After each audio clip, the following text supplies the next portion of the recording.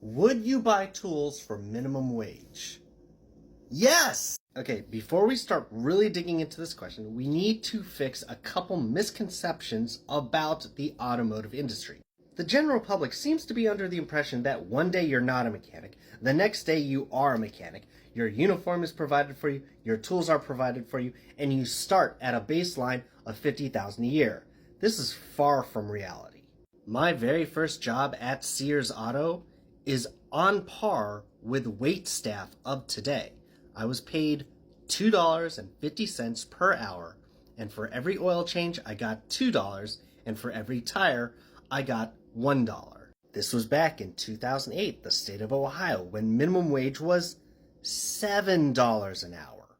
Entry-level mechanics back then and today are at or just barely above minimum wage. When I worked at Pep Girls and Lava Rock, we were losing entry-level technicians because the pay at McDonald's was better. And even on a minimum wage job, those kids have to provide their own tools. That's just how it's been. It's like a rite of passage. And this isn't me trying to run a race to the bottom. I'm just merely stating the facts, and these are the problems that entry-level technicians run into. And just like other minimum wage jobs, you don't really stay there for long, Eventually you get 50 cents here, 50 cents there.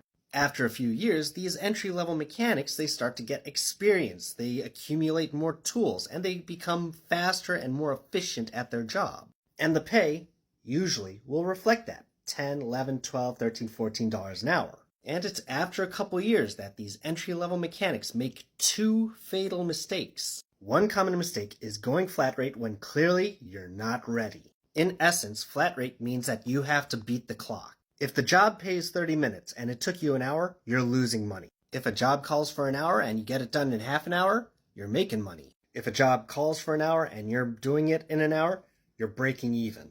And I've seen too many people go flat rate too quickly and absolutely starve themselves out of the shop. The second common mistake, loan sharks on wheels. Big names like Snap-on, Matco, Mech, they will find these entry-level technicians and give them credit. They will finance you $6,000 worth in tools. You just have to pay $50 every Friday for the rest of your life. And I know to our friends overseas that it sounds weird that mechanics have to provide their own tools. That's just how it's been over here, and it's probably going to stay that way for a very long time.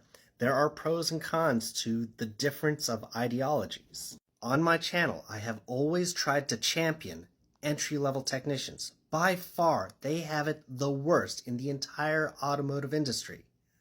And I want to see some changes, starting with them.